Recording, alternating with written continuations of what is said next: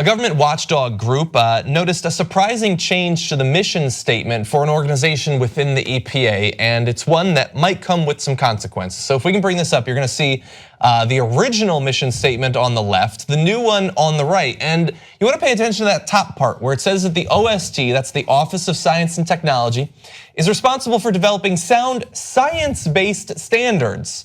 You'll notice that over on the right-hand side, the new side, there are no references to science there. But there's a reference to OST also develops national economically and technologically achievable performance standards. Now that may sound good, it might even sound a little bit sciencey, but it doesn't mean the same thing. Now for this context, understand that the OST, amongst other things, has historically been in charge of developing clean water standards for states. But if this is the approach that they're gonna take for the OST, if this is something that starts to filter throughout the EPA, there is a major difference between science-based standards and economically achievable standards. One takes what scientists say and directs the agency to make sure that we're comporting with it. The other says, well, we can install a thing, maybe there's a piece of technology, or we should look at something if it's economically feasible. Will this perhaps not cost too much? Will this not harm businesses too much? That is a very different stance for the EPA to take.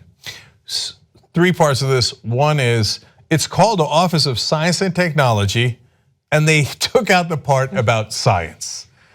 They left technology. Okay. Are they not merciful? Second of all, when they say technologically and economically viable, basically, what they're saying is we're gonna make decisions on whether we're gonna do these or clean up things based on whether we think it's economically viable for the companies. Yeah. In fact, that leads to point number 3. Pruitt, who's now the head of the EPA, comes and gives a speech to the staff for his first speech.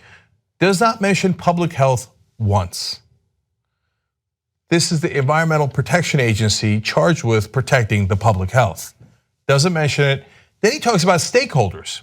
You know, that makes sense. So if you're in charge of an agency, you should care about the public. That should be your number one priority. But you also have to consider other stakeholders, businesses, because you don't want regulations that are too burdensome, et cetera. And then there are other stakeholders as well. Among the stakeholders he listed, he did not include environmentalists at the Environmental Protection Agency. So well, soon they're going to remove the word environmental. And so you understand the priorities now. They literally, how many times did we tell you guys on this show? They don't like science. Science involves facts. They like alternative facts. They like propaganda. Facts are bothersome to them. Facts are that climate change is real, it's man-made, we're depleting the ozone, that is affecting our temperature, it's having these devastating consequences.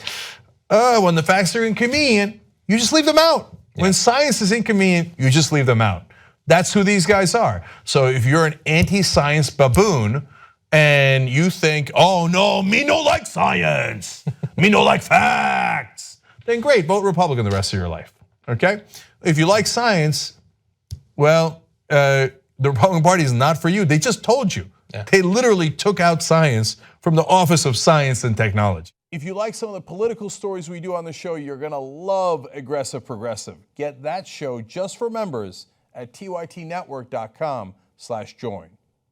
That was a good one. That was a good one.